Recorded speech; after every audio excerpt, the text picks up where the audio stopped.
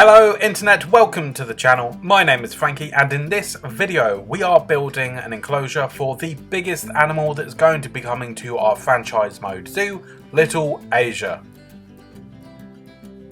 So I kind of feel like I couldn't do an Asian themed zoo without having the majestic Indian elephant. So what I'm doing for this habitat is, for the first time, I'm going to do a square habitat.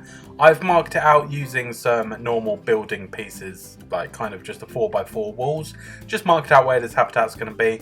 And now what you can see me doing is starting to dig a trench.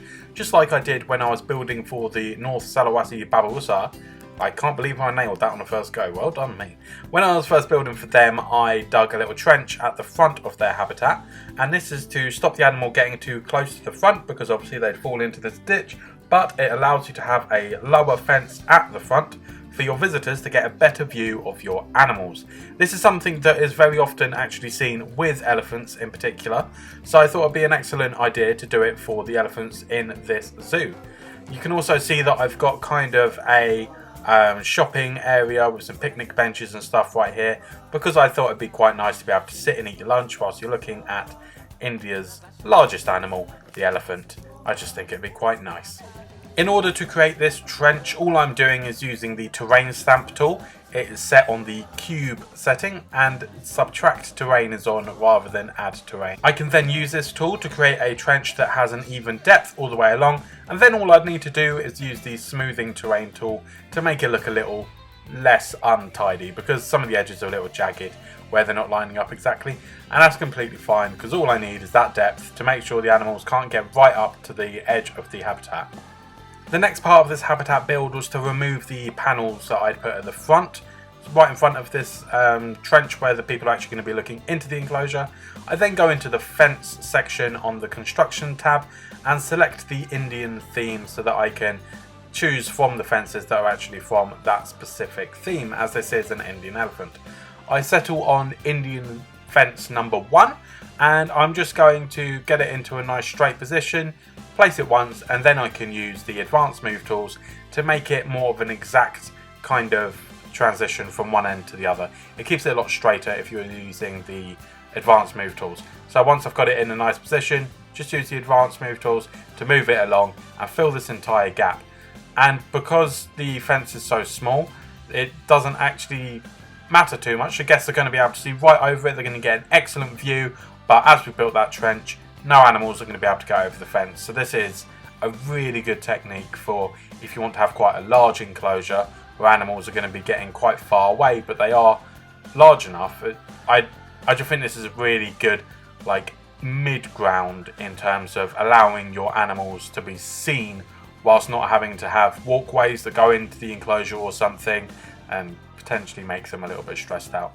So yeah, this is just a good idea. It's a good concept to kind of bear in mind when you're building your own habitats, especially for larger animals like this, like the elephants and rhinos. In reality, if you've got this much soil suspended in this way, it's probably going to crumble, cave in and just create a bit of a slope rather than a ditch or trench.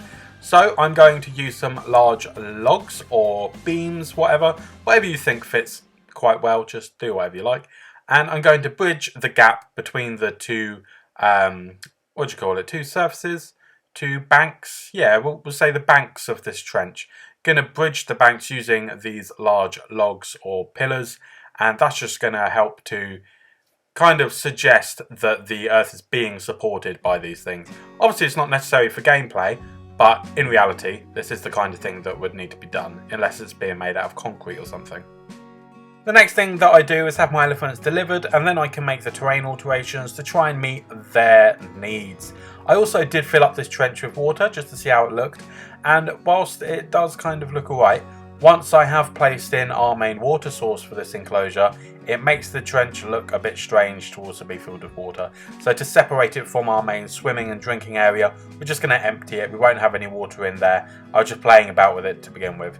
Once I'm actually happy with the terrain textures, I'm going to start digging our watering hole, and this is going to be quite a large area in the middle, but I'm making sure that it's not a perfectly round shape or square or something. I want it to be abnormal, have different depths, just keep it interesting. If it's a fairly irregular shape, then it's going to look more natural. And when it comes to building habitats, I do prefer things that look quite natural. I like suggesting that these animals are in their natural environment. I like to try and mirror that as best I can. So you can see there are loads of different levels in terms of height of where the water's going to be coming up to, how deep it is, so that you can have them either just standing there in the shallows, or they can go for a proper paddle in the middle, have a little bit of a swim. Now it's time to start adding all of our plant life, and to do this I do what I normally do and I select our animal. In this case it's the Indian elephant, go over to their environment tab and then select the continent so that you get the filters already applied to the nature tab, because that way you don't have to mess about too much.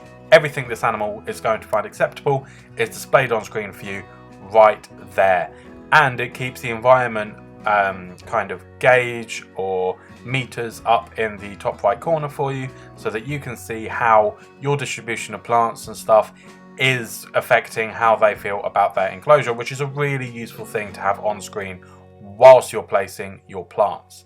Now the basic idea for this habitat when it came to placing the plants was to have quite a few rocks around our watering hole. I always think this is quite nice.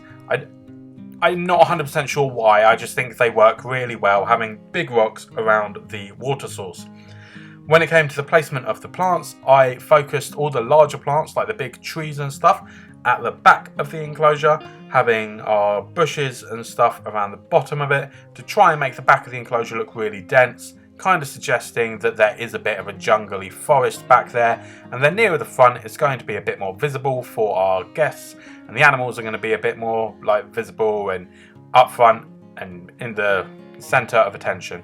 So yeah, it's just a matter of jumping about between different plants, seeing what works and just having fun with it.